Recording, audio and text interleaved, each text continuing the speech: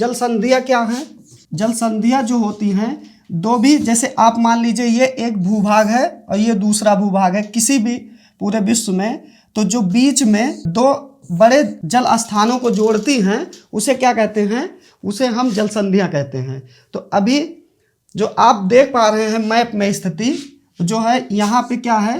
होर्मुज की जल संधि है। यहाँ पे होर्मुज जो जल संधि है वो दो भूखंडों को आपस में अलग करती हैं और दो जो जल वाले क्षेत्र होते हैं उनको आपस में जोड़ने का काम जल संधियों के माध्यम से होता है। तो आइए ये देखने का प्रयास करते हैं जो होर्मुज की जल संधि है वो किन दो स्थानों को अलग कर रही है और साथ ही साथ दो जो जल संधियां हैं वो उनको मिलाने का प्रयास कर रही हैं। तो आप मैप में देख पा रहे होंगे, ये है आपकी फारस की खाड़ी और ये है ओमान की खाड़ी, और इसी जल संधि यानी होर्मुज जल संधि के माध्यम से ये दोनों कनेक्टेड हैं। और साथ ही साथ आप ओमान की स्थिति जो देख पा रहे हैं, ओमान भी यहाँ पे क्या है? ओमान को ईरान से अलग करने वाली जो जल संधि है वो भी होर्मुज की जल संधि है। और साथ ही साथ ये सऊदी अरब देश है और ईरान जो है यहाँ स्थिति है इसकी, और ये नीचे आपका अरब सागर है और साथ ही साथ ये लाल सागर है। तो होर्मुज जो जल संधि है वो पार्सियन गल्फ से और साथ ही साथ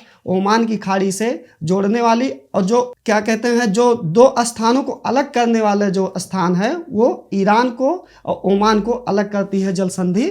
कौन सी? होर्मुज जल संधि के माध्यम से। साथ ही साथ जो ओमान की क्या राजधानी क्या है? तो ओमान की राजधानी जो है वो मस्कट है। और सऊदी अरब की क्या राजधानी है?